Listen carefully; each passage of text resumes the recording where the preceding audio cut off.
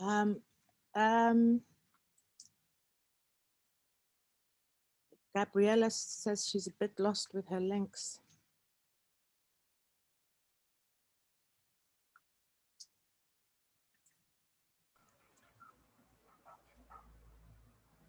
Nancy, we can start. I'll look for her. It's fine.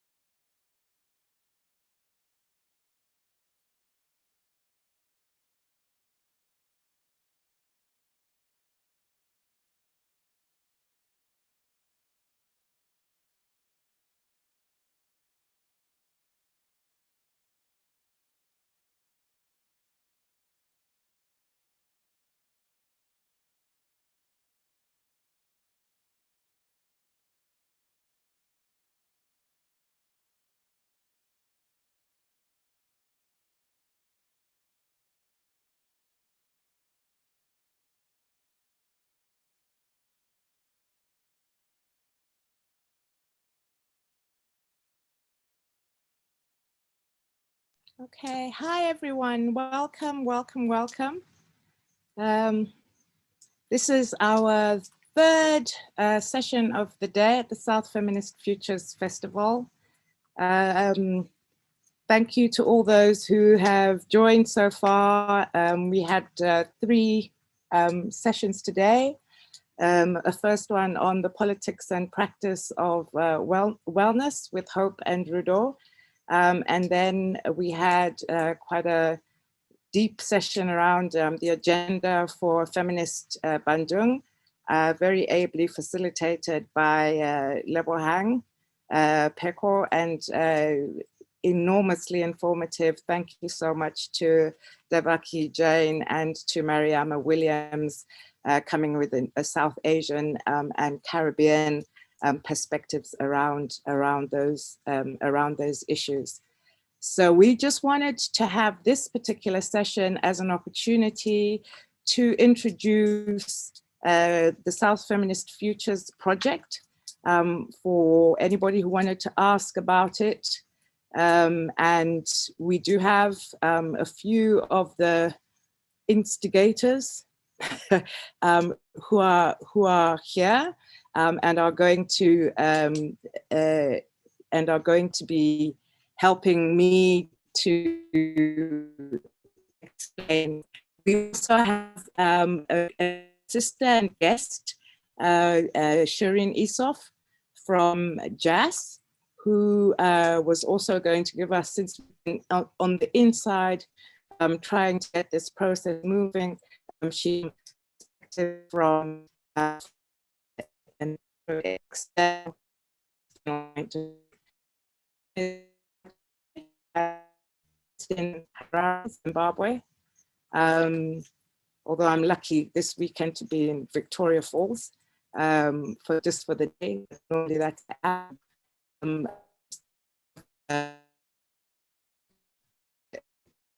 of the founding members of South Feminist Futures. And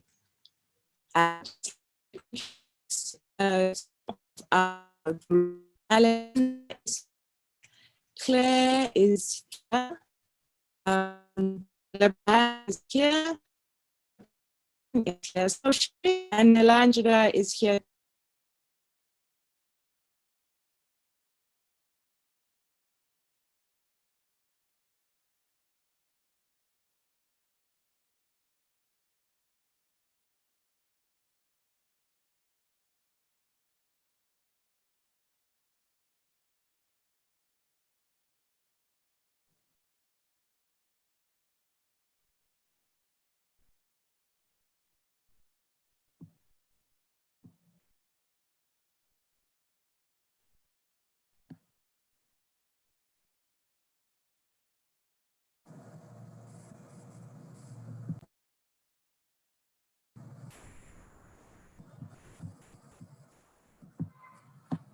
Hi, Letu. I'm just checking in to see if we've lost Nancy.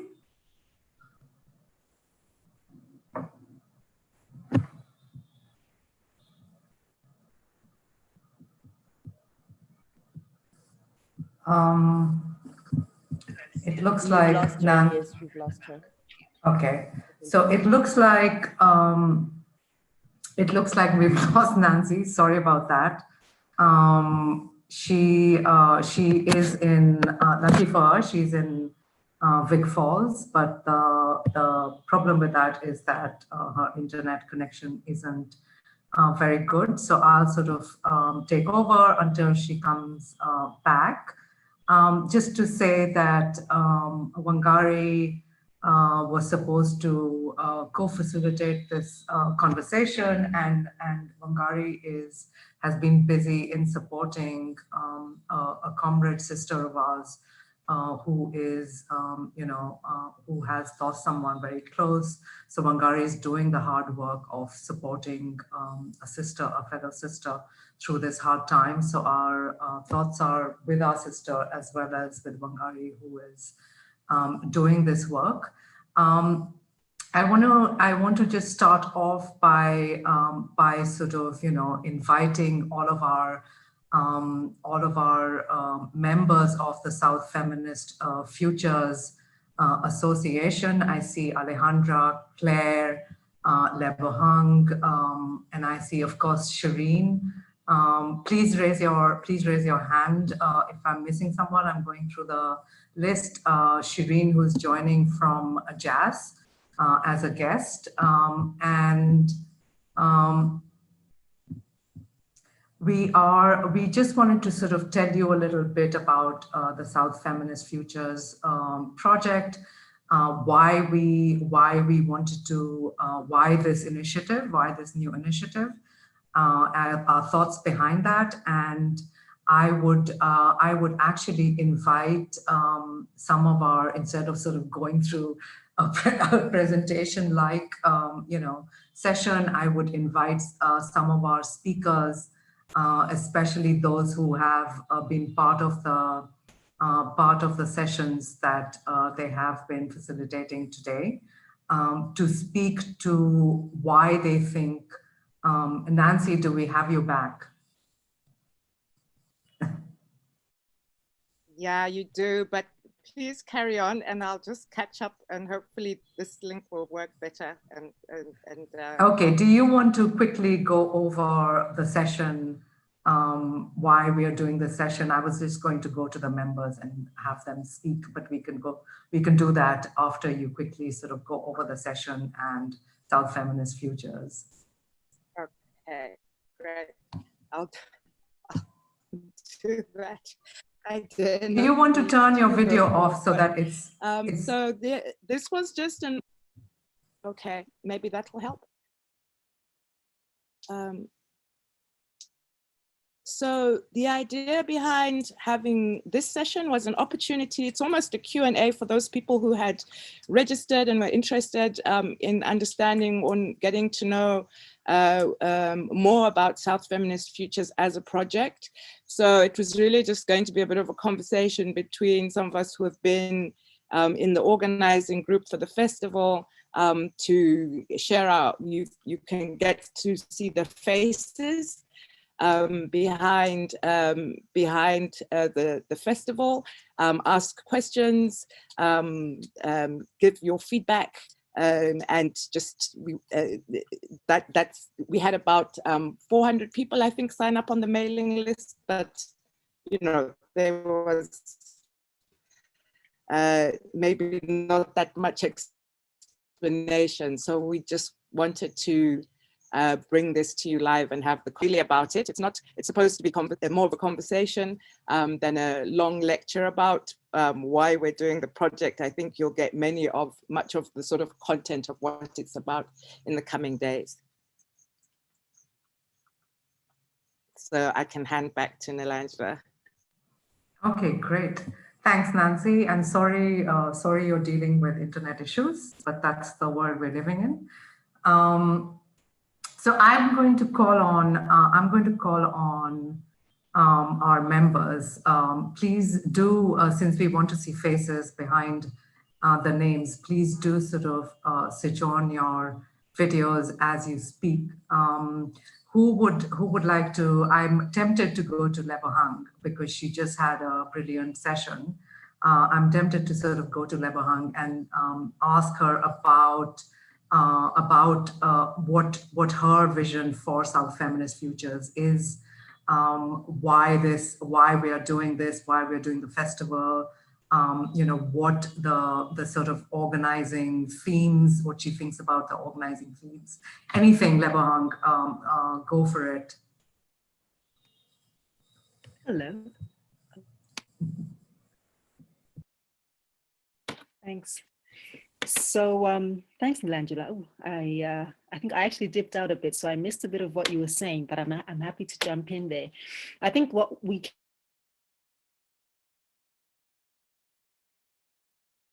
can say about this is that it comes at a really fabulous time and an important time. Society is grappling with new solutions and grasping for meaning in the era of COVID, but because obviously this is crisis upon crisis. This is a culmination of many decades of neglect across the world, state neglect, state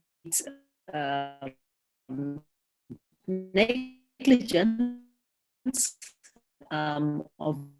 of its citizens, of its residents, of people, of nature, of community.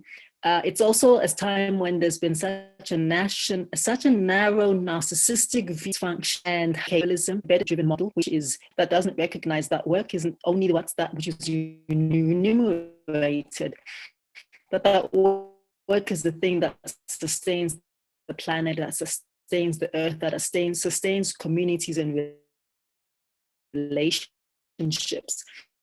And I think one of the most exciting thing about this festival is oh dear, I think we're having trouble in Southern Africa, it seems to me. I hope, Shireen, it's better for you, but Leberhang, sorry, if you can hear me, I'll come back to you because you are talking about the sort of the background to this. I'll come back to you because we couldn't hear you and we do want to hear what you're saying. Amina, I'm going to call on you to speak to the project, speak to the festival, why we're doing this, anything that you want to share. Hi, good morning. Good morning, Amina. Can you Please hear do me? switch on your, yes, clearly. It's very early here. This is wrong. You see, this is American hegemony. It's because I'm in the US, you can hear me the clearest. And this, my dear, this is exactly why we need this festival. For us to speak to each other, which is something we should be doing every day, my comrades, to affirm each other and to inspire each other. It's really much harder than it is. And because I'm in the North, my voice will probably be booming at you loudly. This happens all the time on North-South stuff. The South is marginalized. So we are turning digital technology to our own ends. And this year, I was so delighted when you contacted me about this festival. It was Nancy who got in touch because it has been a horrible year. I think it's been a horrible year for the whole world, and feminists have experienced this horrible year in especially traumatic ways because all that's happening is stuff that would have been prevented if feminism had been heard 20 years ago or even 10 years ago. So it's really a time when we need to shout out and raise our voices, almost as an act of healing. I may be feeling it, I don't know, I can only speak from where I am at this moment. I'm packing my bags, but I am in the USA. So we've survived the trauma of witnessing electoral fraud. As a Nigerian, I've seen it before, and I offered consulting services, but they were not interested. But we've watched fraudulent democratic process. We've watched COVID be unchecked. I mean, the most irresponsible regime in human history. So it's been traumatic, but I'm glad I've been here to witness, and I'm more excited to be leaving. But the need to bring our voices together.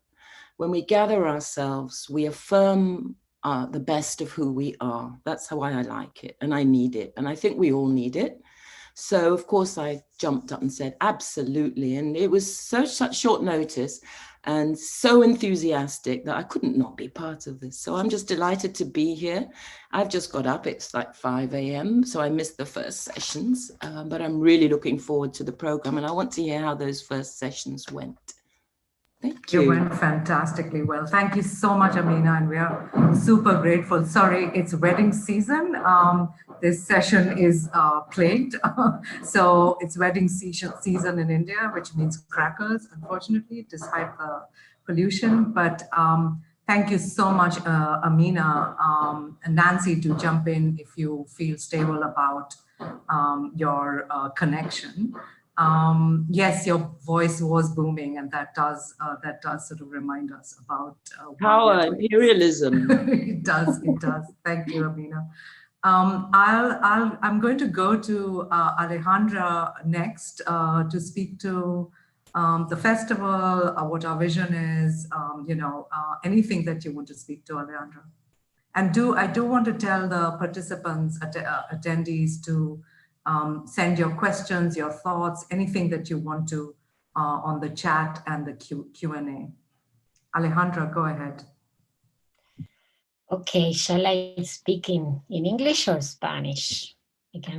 It's your choice. It's absolutely your choice. Voy a hablar en español entonces.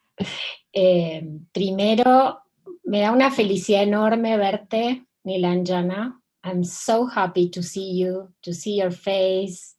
I miss your smile. En realidad estoy muy feliz de que este festival sea una realidad. Es algo que habíamos cocinado un poco entre muchos desde hace mucho tiempo, pensando qué podemos hacer, cómo salimos de nuestros lugares comunes, cómo podemos ir más allá de las agendas oficiales, cómo podemos acompañar lo que hacemos a nivel global con lo que ocurre en los territorios. Yo vengo de una región de América Latina donde, a pesar de la crisis, del COVID, a pesar de los recortes de nuestros estados en servicios públicos, los movimientos se están movilizando. Las compañeras sindicalistas en Chile reforman la Constitución, en Argentina se avanza por el aborto legal, seguro y gratuito, en México se sigue aprobando la ley de matrimonio igualitario, por lo tanto el movimiento sigue. Entonces está esta permanente necesidad de reflexionar, ¿no? ¿A dónde vamos? ¿Qué está pasando? Y los espacios globales se nos han cerrado, los espacios oficiales. Cada vez menos tenemos lugar de articularnos. Y casi siempre además seguimos una agenda, 3 minutos de presentación, y nos vamos cada uno a su casa. Este proyecto, esta iniciativa de feministas del sur, de pensar juntas, viene a llenar esos vacíos y a llenar espacios que necesitamos de generar un movimiento transnacional feminista. Creo que el momento es oportuno, el momento es histórico, tenemos mucho acumulado para compartir, tendremos que poder acompañar otras cosas que están ocurriendo. Ahora se estaba lanzando la campaña de campañas, las compañeras de Feminist Response to COVID se estaban reuniendo en una llamada, Hace unos días tuvimos otros debates feministas con las confluencias del Foro Social Mundial. Hay un abanico de posibilidades, Creo que este proyecto conjunto necesitamos ir viendo cuál es nuestro valor agregado, cuál es el acumulado, cómo no nos repetimos, cómo somos útiles para la lucha, sobre todo global, me parece. Y estoy muy feliz de que este proyecto tenga esa cara de festival, porque necesitamos también celebrar, y voy a estar acompañando con Corto Williams una sesión sobre movimientos sociales con representantes de Chile, Argentina y otros países, para aprender qué pasó, cómo es que movilizaron millones en las calles durante el COVID. ¿Qué tenemos que aprender las feministas organizadas, más institucionalizadas, de ese poder de las calles? ¿Qué está pasando en las calles que es tan fuerte que luego no se transforma en un cambio real social? ¿Por qué hay una brecha tan grande entre lo que demanda la sociedad y lo que pasa luego en los espacios de toma de decisión? Y creo que este grupo quiere mirar a esas dinámicas, y es transnacional. Entonces, poder tener traducción en varios idiomas, con otras compañeras, que las compañeras que hablen portugués o español escuchen inglés, las que hablan inglés escuchen portugués y español, es de una riqueza en un momento de encierro, es muy importante. Tener este Zoom con todas las posibilidades que para otras organizaciones es muy difícil concretar. Entonces agradezco a las compañeras que han pedido recursos, que lograron interpretación, porque creo que tenemos que avanzar así, de a poco, escuchando el afuera, escuchando las otras confluencias, las otras oportunidades de articulación, y manteniéndonos siempre fuera de la zona de confort. Tratar de salir de los esquemas a los que estamos acostumbradas, oficiales, de Naciones Unidas, sin perder de vista que estamos buscando un multilateralismo diferente. That's all. I hope I have spoken in a pace that it was good for translation. Sorry, Ale, did you say the last thing in English? I missed that. Yes, I said it in English. No, I'm just saying that let's keep this space. Let's keep it like this. Let's move slowly as we see what other groups are doing. Let's try to be a group that encompasses with other, process of mobilization. Let's be alert on what is going on in the ground, but always looking at global level, what kind of multilateralism we want, because I think that is our added value, right? Looking, global. So yeah, and I'm happy to be in the open of this amazing initiative. Thank you, Ale. I think everyone's describing bits of what we want to do, which is the best way to sort of introduce what this is about. Thanks so much, Ale. And yes, we need to have translations, and we need to sort of expand our translations. We need to sort of bring in Arabic. We need to, I know that Saru, I don't know if she's on, but Saru had said that we need to bring in our own languages, not just the colonial languages, so Swahili, Hindi, etc. So we will definitely do that. I'm wondering if I'm wondering if Levohang, if your internet is a little more stable, do come in, or okay, I think it is. Hey. Okay.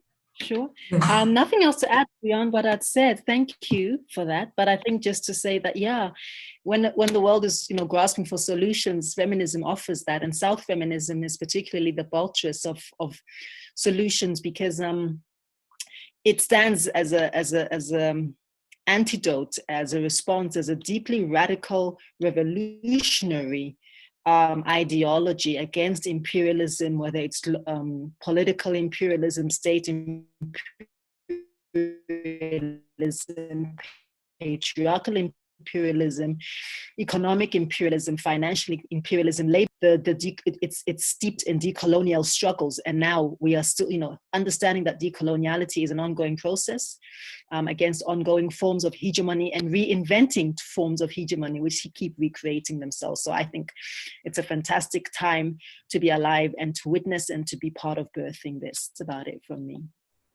Thanks, Lebohang. Perfect. I'm going to invite Shireen. I know we have other members on, but I'll invite Nancy. Are you feeling more stable? Do you want to come in? Yeah, I'll just say quickly. Yeah, the idea was really to South Feminist Futures as a project. There's part of it where we're feminists in our hearts and souls. A lot of it is done within the confines of organizations, those of us who are able to be activists within organizations, but often we're feminists in non-feminist organizations. Some of us aren't even in the women's rights movement at all. We've got people who are professionals. So, for example, there's a practicing lawyer, and so this was also the idea was also to have something where we could bridge, cross those barriers as well. So have a place where feminists can come leave their organizational hats behind and have a space to reflect on the sort of challenges and issues that we've been coming across. So that's part of the idea of what the project as a whole is. We've asked people for designations, but really it's about us being a space for feminists, regardless of your without needing to worry about your organizational your organizational constraints. I just want to add that in. Thanks, Nancy. Yes, and many of us are in non-feminist spaces. So this is pretty much life-giving. Thank you so much. Do take over, Nancy, co-conspirator that you are. Do take over as well. I want to invite Shireen, who's sort of a sister, comrade, but who extended her hand of solidarity with us, but who hasn't been through the process like the rest of us. What does this mean to you? What would you like to share? And I see there are lots of sisters on and activists on who are attending. Please do add your thoughts as well so that we can reflect on them. In chat, I'm wondering if we can have people raise hands and contribute via voice, but I'll check in with Letu on that. Shireen, please do go ahead. Thanks, Nilanjana, and to everybody on the organizing committee who's, I know, worked long and hard to be able to bring us together. So just to acknowledge that labor and to say that a space like this is really a gift in a time like this. And so I think for us, as you say, not having really been in the mechanics of the organizing, but really standing in solidarity with all of you and us and the space has been really, really critical for Jazz. And I think, as Jazz, as a global movement support organization, for us to be able to do the work and show up and be in conversation and, walk the road is really critical in this moment. And I think the invitation that you are putting on the table is really for a revisiting of that conversation and how it is that we do that in a way that may need to liberate us from our organizational confines, in a way that may need to allow us to be more creative and invite strategies that may be radically different to those that we are potentially familiar with.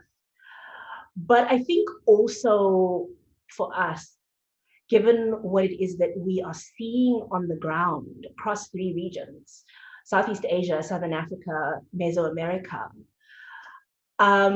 how we actually do the work to continue to accompany movements, movement formations, community-based organizations, and build the bridges from local to global and global to local. And I know that those words are sometimes problematic, given where it is that our world is critically important. And so against that backdrop, I really just want to raise 3 points, Nilanjana. You know, and I think many people have already said that we're seeing real erosions in terms of democratic processes and institutions, consolidation of power, the militarization of the pandemic. Some of these features and aspects are not unfamiliar to us in this thing that we call the global South, right? They may be being experienced in very particular ways in the US and Europe, but these things are not necessarily unfamiliar to us. And so what is the deep-rooted experience and knowledge that we bring to inform our strategizing and our tactics in this moment that may be written out, that may be silent, given the power of knowledge production, et cetera, but I think that's, this is fertile ground, right, for those very, very important conversations.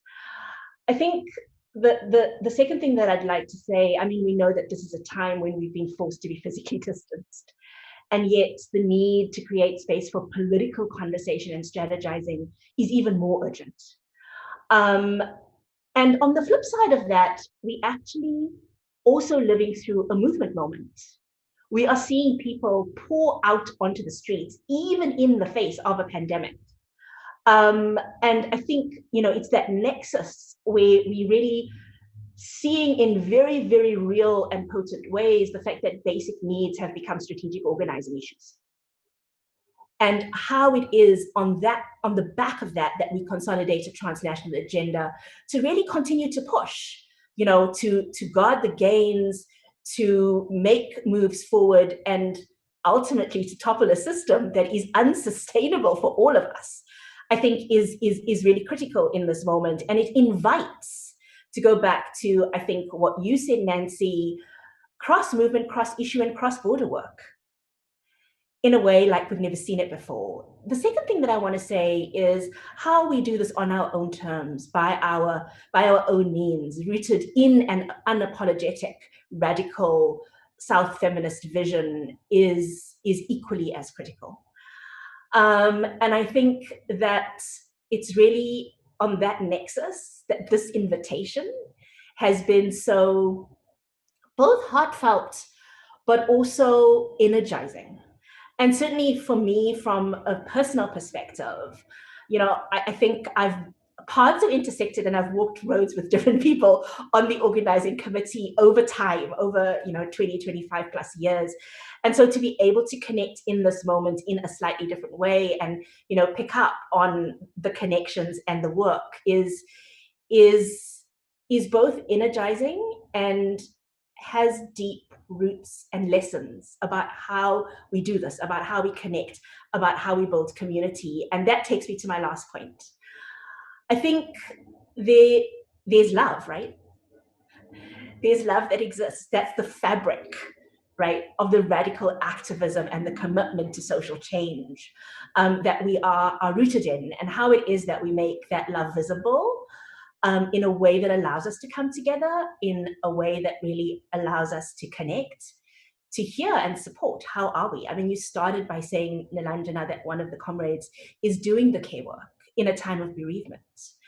You know, how we live into the emotional labor and what it takes to actually do this work without invisibilizing it, I think is also critically important. And it's these kinds of spaces that allow us to co-conspire, that allow us to connect, to talk, to cry, to be in deep solidarity, to laugh.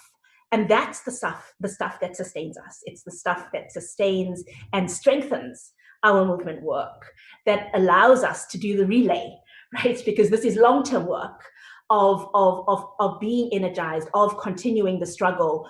But I think it also really allows us to join hands and to ask the hard questions. I'd like to end by saying one of the offers that Jazz is collaborating with the South Feminist Futures Festival, is a panel on the 9th that really centers the question of whether a global South feminism is the antidote to rising authoritarianism. And so, you know, I think there are many questions and there are many conversations that can be had around that, but yeah, really excited to be here, and thank you for the space and the time. Thank you, Shireen, and do jump in. Do feel free to jump in. It's a sort of conversation, so do feel free to jump in if you have more to add. Gabriela, if you're awake and have had your coffee, do you want to go next?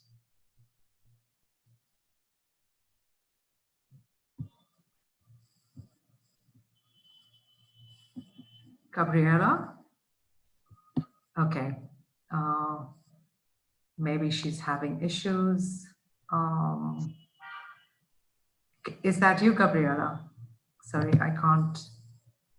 I'll go to Masejo, and then we can find Gabriela.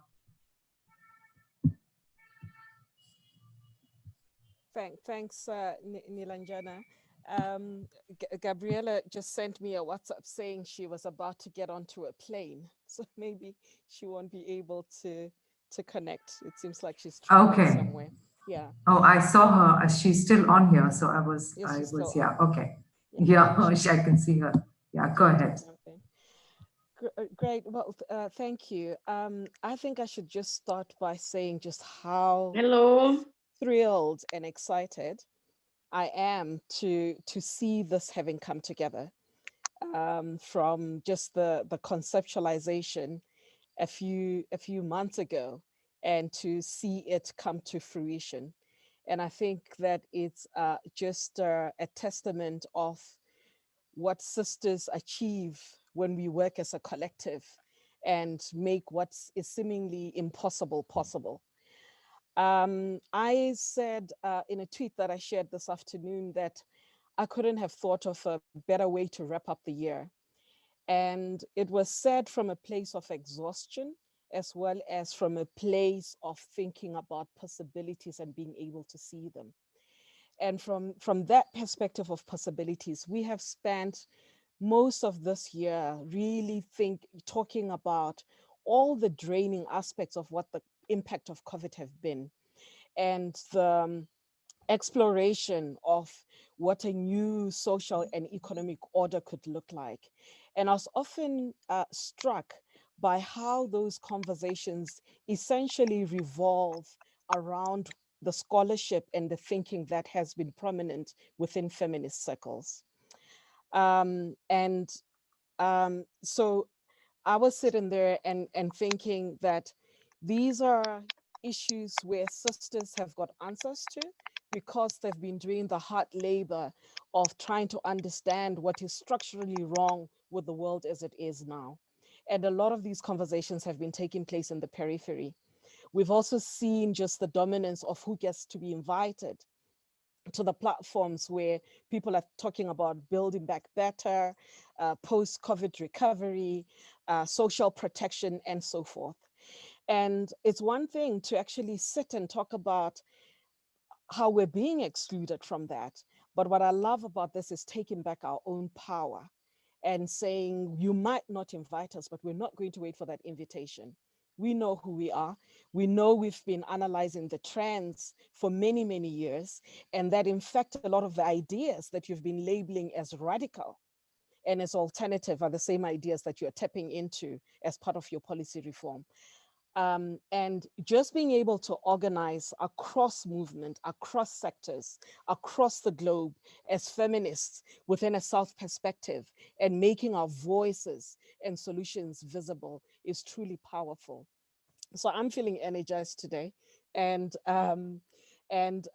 yeah, I'm just gonna wrap up by inviting you to please join 2 sessions that I will be facilitating, one together with Gabriela on Friday, and another one on Wednesday, where we can delve a little bit deeper into the number of themes that we are covering today. So great to see you all, and I'm just happy to be here. Thank you so much, Maseko. And I see Gabriela, so I'm going to go to her before there's any issue. Gabriela, speak, my sister. Boa tarde, eu vou falar em português. Quero agradecer muito o convite, estou muito feliz de fazer parte dessa construção. Construção essa que é fundamental nesse momento que a gente vive. É importante dizer que se o conservadorismo está muito bem alinhado e articulado, a gente também está articulando a resistência. Como foi dito aqui nesse painel anteriormente, os fenômenos de conservadorismo no mundo, eles têm uma conexão muito grande. Aqui no Brasil, a gente está enfrentando uma ascensão conservadora, e por isso é fundamental esse tipo de articulação para que a gente consiga trazer luz sobre a produção das mulheres do sul global e, a partir disso, que a gente consiga articular estratégias de resistência.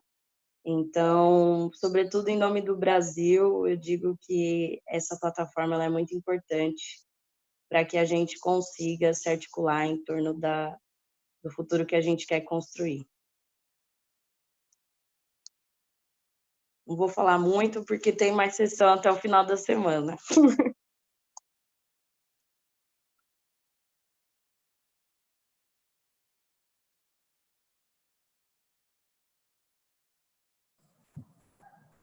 Okay, Gabriela.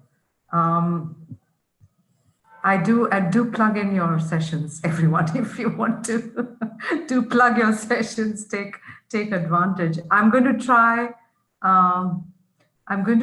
and sort of see if Nancy, you can participate if you have stable internet, and do sort of. I just wanted to ask Letu, can people sort of speak?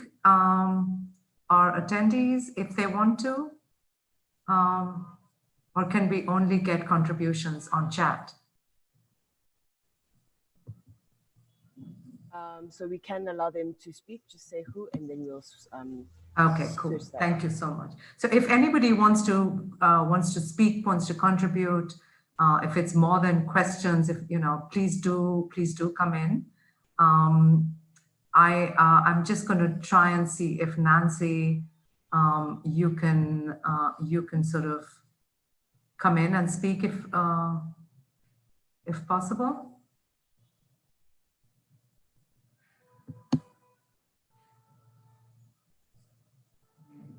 Hey, I thought Nalanja was doing such a great job, and I had passed on my moderating responsibilities quite happily to her. Sorry, what was I supposed to be saying? I just maybe wanted to draw attention to the themes, because I thought maybe we kind of the conceptual framework of the project. We had each day has a theme. Today's is reclaiming South-South internationalism. The one tomorrow is confronting hegemonies. The one on the day after is strategies for change and resistance. On Thursday, we have the theme of building a new knowledge base for South Feminist activism. And then on Friday, it's reimagining development. So these are all, yes, I mean, these are all sort of, these 5 pillars are kind of, in the longer term perspective, the basis for our programming and what we would like to be doing, which is having our own knowledge base. Again, fighting the sort of increasingly even the women's rights agenda is being dictated often by the World Bank, the IMF. So we were really keen that we have an understanding that part of being having power and influence is being able to set agendas and influence what's on the table. But increasingly what we're finding is those elements of the knowledge the knowledge that the people who are the experts who say this is what's important increasingly are not those of us coming from the South. So even when they're quite progressive, initiatives that we welcome, both as the South feminists in particular are quite marginal to the conversations, and we sort of are consumers rather than producers. So these are some of the reflections around which we were hoping that South Feminist Futures as a whole can come up with different programs and activities, toolkits, so that we actually are now the producers rather than the consumers of knowledge, of theories, of agenda, of policies. So I'll hand over to another colleague to speak a little bit more, but I thought it might, if those who are on the panel would like to ask a little bit more around what do these ideas mean, we can also respond to that.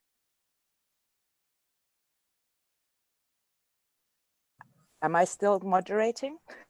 I just handed over. Go ahead. Please go ahead. Okay, great. So I think that in our we've heard from Gabriella.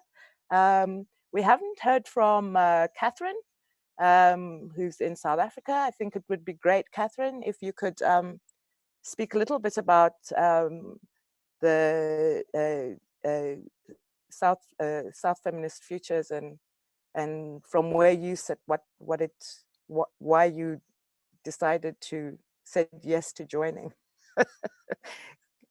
Over to Kat.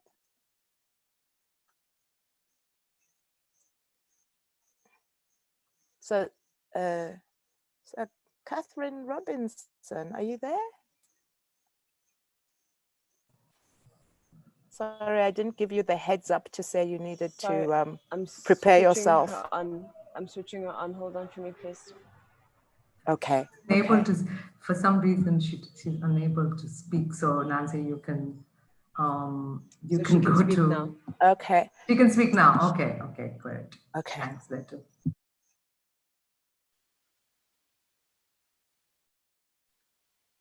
Hi, can you hear me? Yes. Hi there. Okay. Hi, everyone. Thank you. Thanks so much. Thanks, Nancy, and thanks, everyone. Yeah, I think also, you know, someone, you posted in the chat, you know, what does a South Feminist future look like? And it looks like a future that resists cis-het patriarchy and recognizes and fights for the emancipation and self-determination of queer, trans, non-binary and gender fluid people across the world, and building solidarity between queer and trans, non-binary folk across the global South. And just going back to what Shireen had said, the importance of, you know, connecting South feminists across issues, across movements and across borders. Thanks so much, Nancy.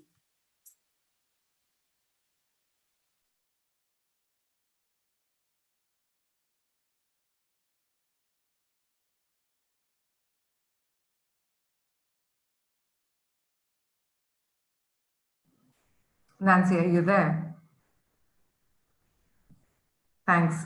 Thanks so much, Kath, and you can also plug your sessions. Nancy, go ahead. Yes, I'm there. I'm afraid it went off again. Saradzai, I know is I can see her online, although she's not using her phone. Saradzai, are you able to speak? If not, maybe Claire can come in.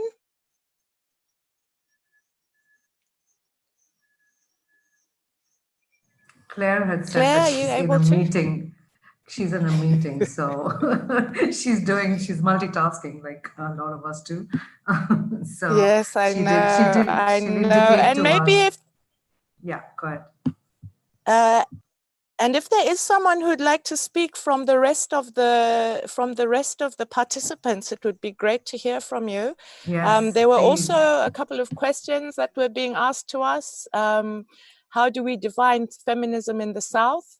One of my colleagues noted on radio that gender equality is not a feminism.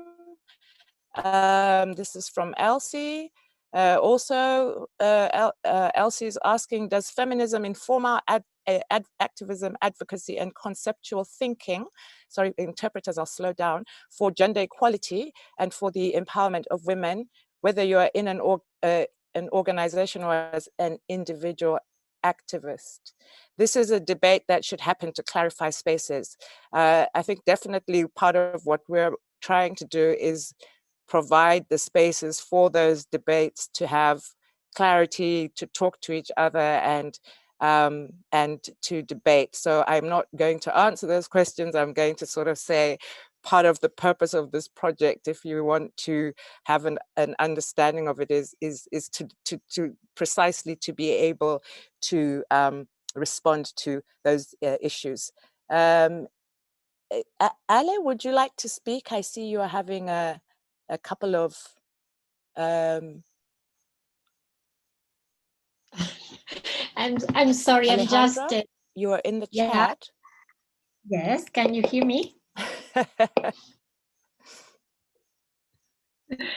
Yeah, I'm not supposed to talk. Can you hear me? Hello? Yes, we can. Yes, we can hear you. Okay, perfecto. No, I'm just thinking that one of the main challenges as we are in lockdown and we are in this new form of television advocacy, right?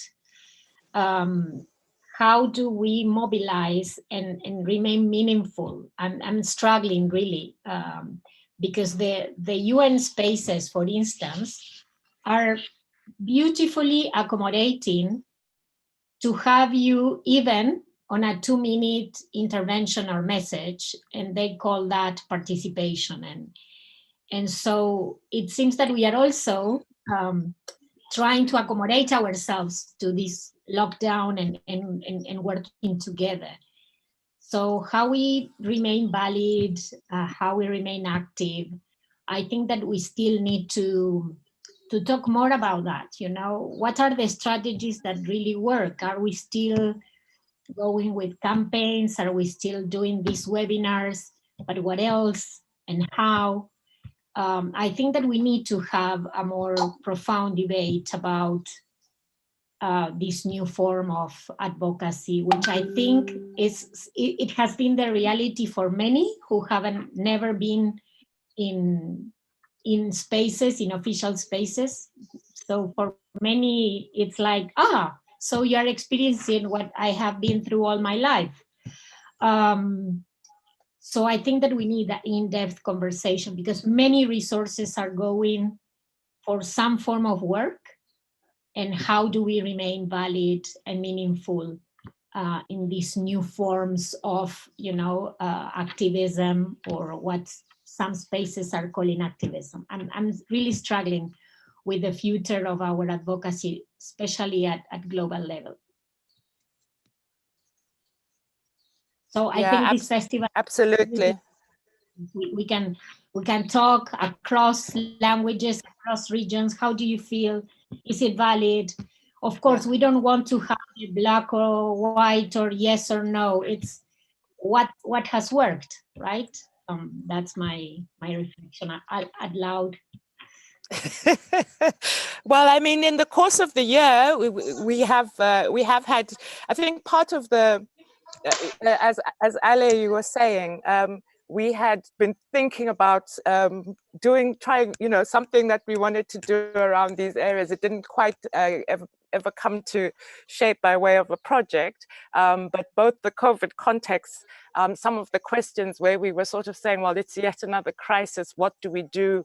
How do we make sure that we don't go back to the normal? And what have been the different kind of some of us have been doing this work for a long time and are quite dismayed. We were quite hopeful to get results. We would be cheering about our victories, but and achieving really great things. But we would also then find ourselves that globally the situation is getting getting worse, and things like human rights are really sort of being thrown down the river as not being, something that we are interested in. The international human rights framework is truly at threat at the moment. I'm not sure someone else would like to comment around that, because there has been this big conversation around strategies, and that's our other pillar, strategies for change and resistance. And excuse me if I'm missing something, but it would be great. Amina, maybe if you'd like to comment, Masejo, and to respond. And Elsie would like to speak as well. So Elsie, thank you. Please go ahead. I'll give you the floor first. Leto, is that okay? Hello. Hi. Hello.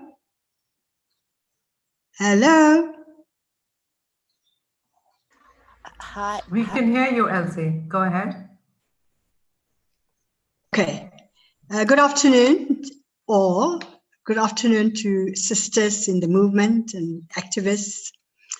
I really feel glad and very, very optimistic with this conversation, and I really appreciate for the opportunity to be part of it. I'm part of FemNet, and I'm an running organization within Botswana called Putting Women First Trust. It's basically activism, advocacy, and networking to basically transform institutions and structures. And as I said on the chat note and the questions, I think we are in a bit of a situation where we need to reclaim our space, like some of the colleagues said. We need to be more aggressive in a very positive way. And if I take Southern Africa as an example, when we went to Beijing in 1995, we were extremely strong. We influenced the global agenda. The Girl Child is one of the Beijing Platform of Action resolutions that came from the South. It came from the Southern African community, women's movement. And I feel that we have lost a little bit of that. Now, it could be because of the space we sit in. We are funded by states. And I want to use the South African terminology. We are probably captured by the state. We are also captured by international donor agencies, and sometimes including the UN. We have difficulties, or at least I have difficulties working with the UN in Botswana because of the relationship they have with the state. So you find that they do not want to antagonize the state if they feel that the women's movement is basically pushing an agenda that could be anti-state, if I may put it that way. So I think this space for me is very important. And I really appreciate that we're having it, and I'm going to try my level best to be part of it for the next couple of days. But basically what I'm saying, I agree with Shireen, I agree with Masejo, I agree with Gabrielle, not Gabrielle, I think Alejandra, I hope I'm pronouncing it well, that we really need to reconceptualize, we need to reclaim our space, we need to re-energize ourselves. We need to also build the movement collectively. And I think this is a beautiful opportunity and an amazing space that I just feel already energized and already positive that we are probably going to reclaim what we had in the 80s and the 90s. And of course, in the early 2020s. So 2000s. So I really feel that we have this opportunity. And I think COVID-19 has shown us that there's a process of exclusion, a process of not recognizing the work that women's movements or women's rights movements are doing. So we always have to push to the extent sometimes I feel in Botswana, and maybe in the SADC region as well, we are begging to have the space. It shouldn't really be like that. Democracy is about social inclusion. It's about giving the space to all those stakeholders that should contribute to the development, whether politically or economically or socially, to our countries. So I thank you so much for giving me the opportunity. Thank you, Elsie. Thank you so much for those encouraging words. Enthusiasm and energy is definitely, we said we're using a tagline in solidarity, power, love, and joy as a project altogether. Keisha Bradley, I think it is, I hope I've pronounced that well, is asking, is there a call to action or next step post sessions this week? I'm very interested in plugging in, but unclear on how to get involved to support or be part of future conversations. So I guess that's one that quite a few, thank you, I did pronounce it right for everyone else who might want to speak to Keisha's or respond to Keisha's point. Yes, I mean, we are trying to set ourselves up as an association, and with membership. I think membership organizations have interesting histories, but we're not going to stop that from trying once again. So I think that we were sort of talking about needing to think through policies and how to make it work best. And maybe not be very much about like taking on loads and loads of members and then finding that it works out quite difficult. So in our first phase, we will probably be quite a small group. Membership is also a sort of governance thing. So when money goes, we've got a group of people who are going to say, not in our name, you know, we can't mess around. In terms of participating in activities, however, the idea is for us to reach as many people as possible, for us to engage organizations, networks in all the different regions and languages. One of the reasons we try to have the earlier sessions and the later sessions was also because of the geographical zones that people are in. We do know that in terms of language, it might be quite Anglo heavy, but the interpretation is supposed to show that we would like to have everybody participate in terms of not being too constrained by language. So we will straight after this start having activities and be inviting people to participate. We could try and find some way that there's a sign up, like people signed up for the emails for this going on, and contribute your ideas and thoughts as well. So that's that question. Who can I bring in next? I don't have a hand up. Amina was gonna respond to a few points.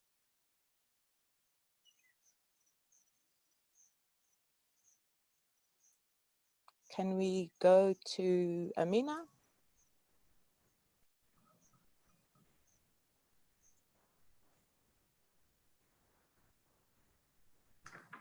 There is a question from Elena about how can feminists from the North and based in the North support and be allies to the work of South Feminist Futures Festival's collective work.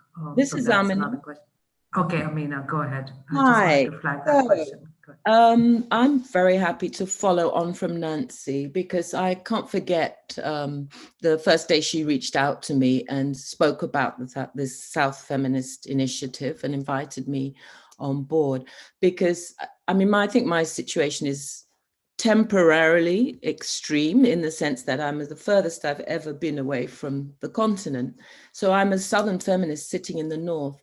And when she called me, so I'm in a way beginning to answer the Northern person's thing, but I like to think and emphasize that I'm temporarily in the North. And it came to me like a breath of air, having spent now nearly 12 years, mostly in the North. I am so desperate and thirsty for South-South engagement. And what I've learned here has made me really want to insist because I've been here for 10 years, and I want to insist that the South organize its own autonomous networks. They can't help us, and I'm happy to have a debate about this, but North American feminists cannot help us. It's so hard for them to understand the realities we inhabit.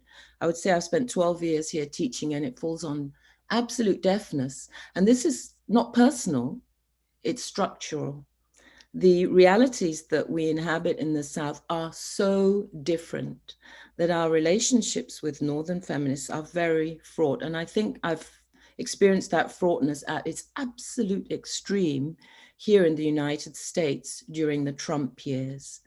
So I want to emphasize what I've always known, and this takes me back to 30 years of work, the importance of having our autonomous spaces, which are not framed by Northern feminist debates, preoccupations, concerns, narcissisms, and anxieties. We have to have our free space. This was what lay behind the founding of Feminist Africa in 2000, and one particular initiative to reconvene and convene the feminist community on the continent. That was in 2000. Before that, there was earlier initiatives. But for me personally, this initiative could not have come at a more important time. Look what's happening to late capitalism, and we are nowhere near ready.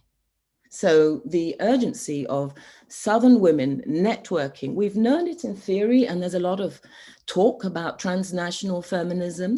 Most of the discourse is Northern, once again. I mean, it's nobody's fault, it's structural. So the discourse will always migrate north, and we are left in the position of continuously recuperating or making space to articulate our own fresh perspectives. So that, for me, this is hegemony, this is imperialism, and I welcome solidarity, but so far all I've experienced is civilizational saviorship discourses in relation to African feminism. So I think it's more important than ever that we articulate our own perspective and take this space, and do not feel any shame about doing so. In France, it's illegal to take your own space as Black women. I don't know if people know that. It's still an issue to take our space. So for me, this could not have come at a better time. You know, there was, as Devaki spoke about, I didn't hear, but I read her paper, there was the non-aligned movement. There was the UN decade. After the US went further to the right and we could no longer meet under the auspices of the UN because of the right-wing drift, we came to rely on AWID.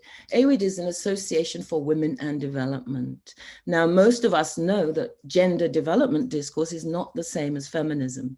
So the imperative for developing a space in which we can reassert our political clarity as Southern feminist comrades. That simply means anti-imperialist feminists. It means left feminists. It means anti-capitalist feminists. So, and this is not going to come from the North. We have neoliberal feminism, egg freezing for profit. We have horrors going on here around Silicon Valley that people think are feminist. We have conservative Republican women claiming they're feminist. We need clarity. We need Southern clarity. We need African clarity, Caribbean clarity, Asian clarity. And the only thing we need to hear from the North is how can we support? And we always know how to advise on support, but support has to be offered and it has to be asked for, not imposed. So that's me, and you can hear the heat of my location speaking to me. We have to regroup in the South. And we have a few allies, but not that many. Thank you. Thank you, Mina. I love that. Thank you. I absolutely love that. And that's pretty much, I wanted to sort of answer that question as well. We are very deliberate in how we identify this, our project, our collective project. It is South feminist and, South and the North. But that there are sort of, as Amina is saying, that is fraught as well. But it is a project that is South feminist because of the realities and our histories, our histories of colonialism and resisting colonialism and neocolonialism now. For example, one example. Yes, go ahead. We live in different economies. Try and have a material relationship with the feminist in the North, and you understand that we inhabit different economies. For example, I mean, as soon as you go concrete, what we have very well developed in the West, and as Black Western people, as Black anti-imperialist people, is discourse on culture, philosophy, and politics. But for the praxis in which South feminist theory is grounded, we have to turn to the movements, to the issues, to what are the things that are biting women in the butt, what are the things that are killing women. And that's where we begin our feminism. It cannot be a grand Black radical discourse, a fictional nationalism, an embrace of Mother Africa as the heart of humanity. All that is true, but we have to be taking concrete political and economic action, not just cultural and academic. I love the beautiful scholarship, but the disconnect between most scholarship, even South scholarship out of the Northern Academy, is framed by a Northern Academy, which is the antithesis of political action. It is part of the academic capitalist industrial complex. So I work a lot with scholars trying to situate how scholarship, as long as it's paid for, is captive. So even if you are a full-time academic, that is not a feminist space. You will pay in blood to use that space for feminism. And I think it's the same for many of us who we work within different organizations, but this space is our space. So it empowers us to navigate terrains which we cannot leave. We cannot abandon the state or the universities, even if they're failing, all the more reason to pile in on them and call them to account. But we need this space to keep clarity of vision, to exchange experiences. This is our space and we need much more of it. So this association does need to become a permanent fixture. It needs to be a radical fixture. It needs to be there to keep breathing new life. For a little while, we had a program at the African Gender Institute for about 10 years.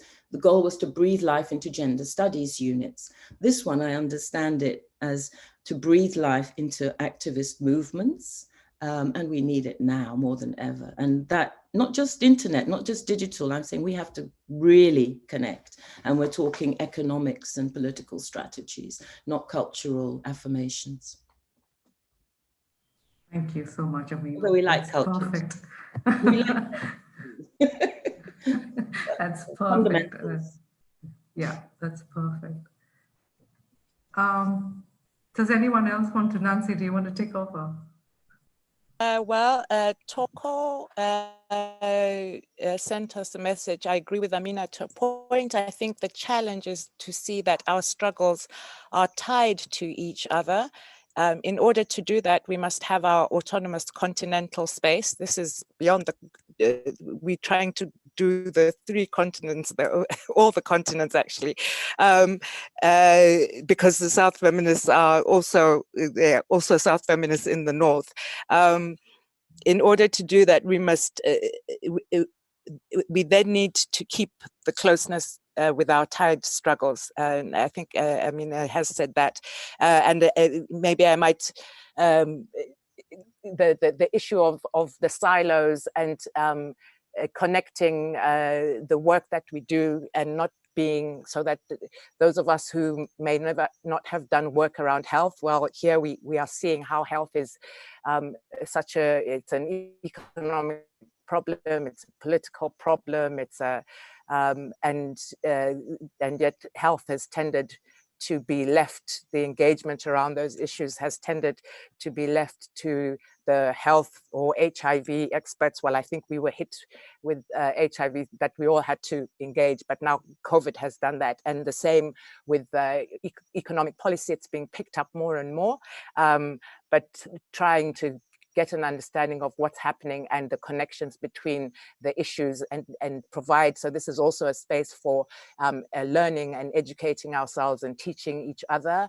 about the different issues that we deal with and have a broader view of the connectivity between issues, since it's clear that from this perspective, the sort of like colonialism, imperialism, capitalism, they see the big picture in ways that we don't, and that's part of also how they are able to maintain and sustain control. Can I hand over to anybody else to speak? I would Lebo Hang, if you're not too exhausted from the great session previously, would you like to put some points in? And maybe Gabrielle as well? I'm happy Claire, to you're come there? in as, Oh, yes, great. Okay, please and I go hope ahead. you're able to hear me. It has been a bit of a choppy day with regards to the internet. So agree with so many points that Amina made about how her voice came across, and it was booming in ways that we haven't had throughout the day. So in terms of joining this group, I think a big part of it for me was when Nancy reached out, was finding a space where you understand and recognize and you're affirmed and you know that you are not crazy, because we do work in patriarchal institutions and we're bringing feminism to a space where we assume many a time that there's understanding. This is also part of the collusion of language, that at times you're sitting next to someone and you sound exactly the same, but the intentionality and the principles behind the words are extremely different. And so being part of this group, one is just that feminist rage is an incredible thing to see and an incredible thing to be part of. And whilst at the same time also being able to bring together voices. We had a session earlier that was moderated by Diapulo, and it was amazing to have feminist elders who have been around. And you have 80-year-old women speaking about why they stood up and the importance of maintaining hope, but also thinking about how we go back to basics to organize, because this is not something that power is not going to be given, change is not going to be given. And we've seen the conservative right organize so quickly in ways and that are unbelievable, but also to unashamedly hold and maintain this power and articulate an agenda to shrink and push us further to the margins.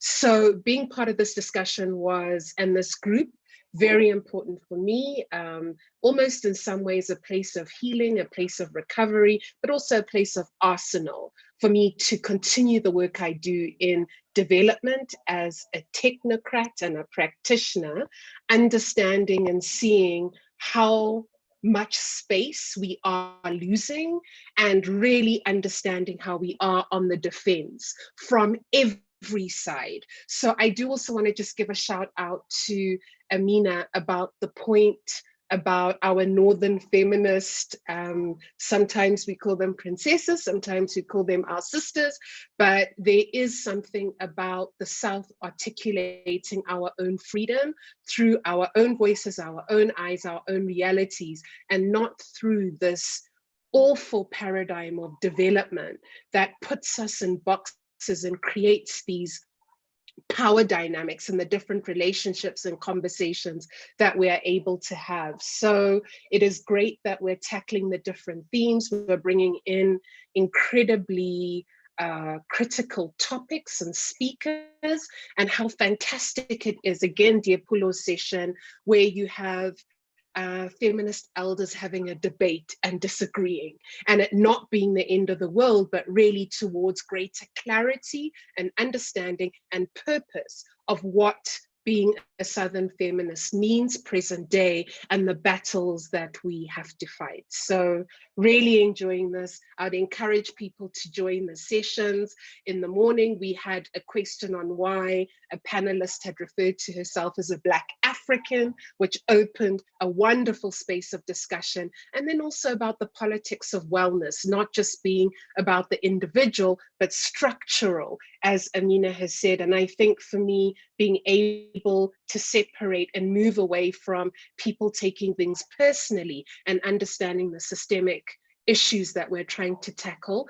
And as Hope said, it's not about us as individuals, there's a bigger picture. So thoroughly enjoying this, and the space is really a space to get so many things that we need as feminists to navigate the different spaces that we are in and the different roles that we play in those spaces. So I'll stop there, Nancy, and over to you, or Neelangela. And also because it's great fun, and listening to all these debates has been fantastic and wonderful, and I feel very much rejuvenated, which is a great thing. So it's me.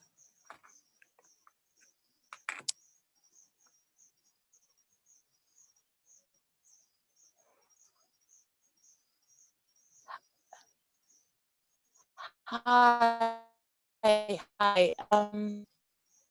Neelangela, can you speak? I'm sure whether it's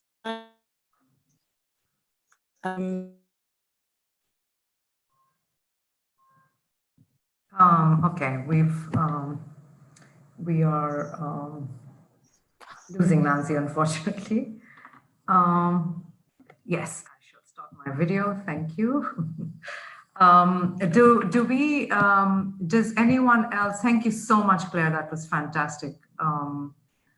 Absolutely fantastic, and feel the same way. So thank you so much.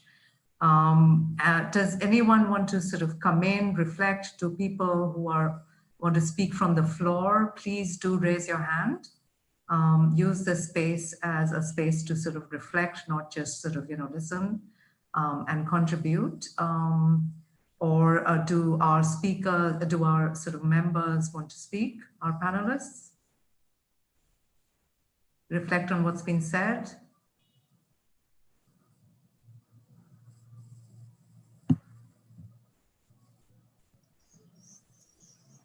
I think the perspective of speaking from the South was something at a later stage, needing to remember. It was sort of lost, the fact that even my own feminism started, it was colonization. I was at the time in my life, so we from Nancy, we are it's quite choppy. Sorry, Nancy, we can't figure out. Okay. Do you want to? Picture. Sorry about that, everyone. Does anyone else want to come in? There's a lot of resonance with what Amina has said. We have identified, like we said, as South feminists. I think the other piece is, some people who have been in the movement, the international sort of feminist and women's movement. I think what's really been, what this space provides is for us to speak to each other, sort of across regions. As feminists, we have organized regionally. We have feminist funds that are organized regionally. We do our work, whether it's sort of knowledge production or it's activism or it's resistance. We do our work regionally as well. But we do, I think what has been missing, and this is the sort of advent of neoliberalism as well, the two pieces, which is the fragmentation of our struggles, the separation of issues, as well as the fact that when we speak to each other in the North. So when the women's movement goes to CSW, for instance, thousands of us participate, but we speak to each other in the North. We don't speak to each other from the sort of, you know, as Southern feminists to each other. It's sort of mediated through the North and through Northern, you know, feminists and the frames of Northern feminists. So I think these are some of the sort of fundamental lessons and learnings that we've had as Southern feminists that that has you know, helped us define the space as Southern feminists, and hold the space as Southern feminists, and sort of, you know, reclaim our agenda, reclaim our connectedness, reclaim our collective vision. I'm going to encourage panelists and speakers to come in. I've just been reminded that we have 7 minutes left. So do you, any last thoughts, any last words from anyone? Shireen, do you want to come in? Sorry, I'm now picking on people. Sure, I can jump in for a minute, given time.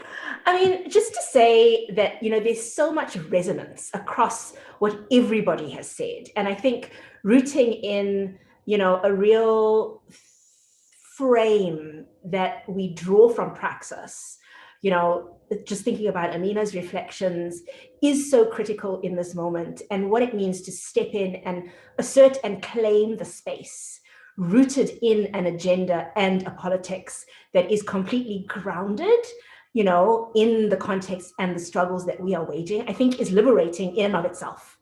And so I wanted to put that out there. And the second thing I wanted to put out there, which I think was something that Claire got me thinking about, was the fun. We spend so much of our time doing this work. We've got to be able to enjoy each other and have fun together, because that's also what is sustaining and healing and transformatory. So just to put those two things out there as we draw to a close. Thanks, Nilanjana. Thank you so much, Shireen. And next time we'll definitely meet in person so we can have more fun. Any last thoughts from anyone? Amina, lovely quote. We wish we could take all of these quotes and put them out there. Any last thoughts or any plugs from anyone on sessions? We do have a neocolonialism. Sorry, go ahead. Just to say, tomorrow morning we're going to start earlier than we started today. So our first session is on understanding systems of power from the local to the global, institutions, actors, and processes. So myself and Toko Mache and Priyanti will be running that. Please feel free to come and join. It's early for us here, but spread the word, and we'll send an email about it as well for those who are on the mailing list, so that you can link up. Hi, Nancy. Yes, who is that? Amina. Yes, go ahead. Just in terms of what you just said, you wish you could capture all the quotes. What are you doing about recording? I'm remembering an earlier conversation where I said anyone who wants their contributions to be considered for publication, we can offer at least one space in Feminist Africa. And we're taking submissions, but I kind of want to know, are you recording? You know, how are we going to document and carry this remarkable moment forward? This is going to be historic. We ended 2020 with a bang. You know that.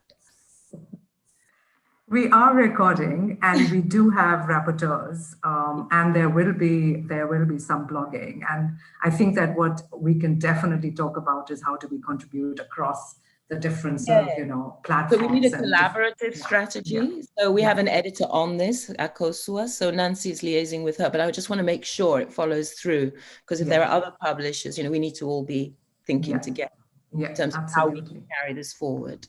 That's our job as publishers. Great, thank you, Amina. We will do that. Right. I do want to plug my session tomorrow. Yes. Sylvia Tamale and Alejandra Santia are going to be on it. It's neocolonialism, a new world order, and we're going to have a very exciting at this time, at the plenary session time. So we'll have a very interesting conversation. So please do join. Yeah, I think. Okay. So can we save the chat, please? Yes, we are going to talk about that book. We are definitely going to talk about that book. So can we please save the chat so we have email IDs that people want to sort of, or somebody can post in the link to the signups. Nancy, do you want to close? Yeah, maybe just before we lose the chat, we are on Twitter and on Facebook. I don't know if Leto, are you able to post the links to those for anybody who's here? And again, maybe the most reliable way to get news is by being on the mailing list. There's a registration form. If you go onto the website, www.southfeministfuturesfestival.org, you would be able to get the registration link and share that with others who you feel may be interested in participating in the conversation. Thank you to our wonderful interpreters for the first day. It's all gone great. We have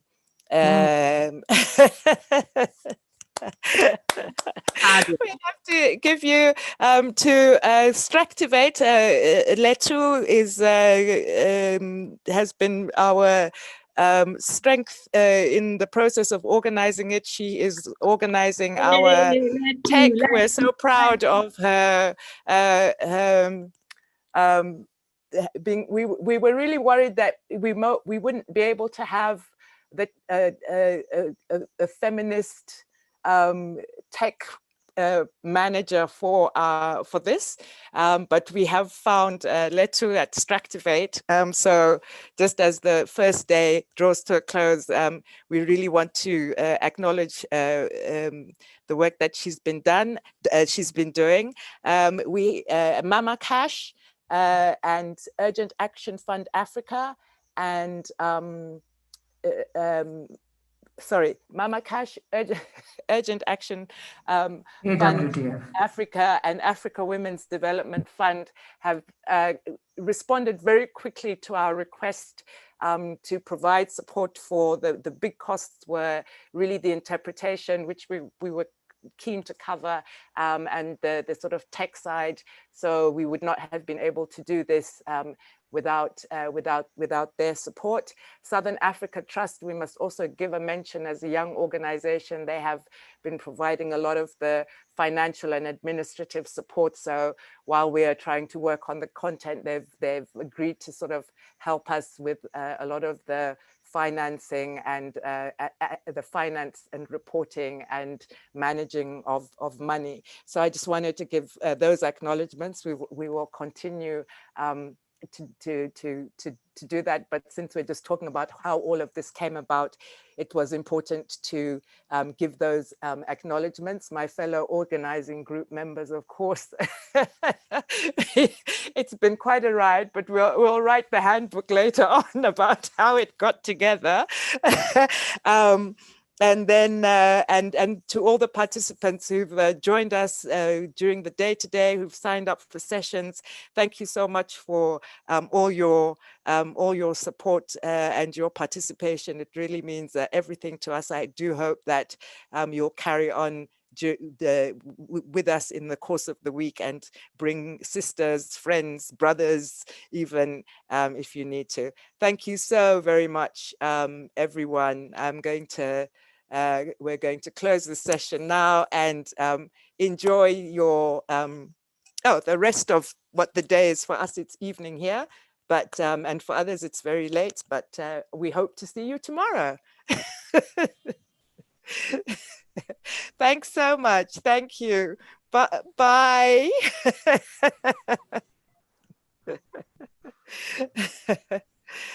Okay, bye. I think we're all good now. Yep, we're going to cut the live and we're going to end the call. Thank you all so much. Thank you, Letu. Ciao. Ciao, ciao. Bye.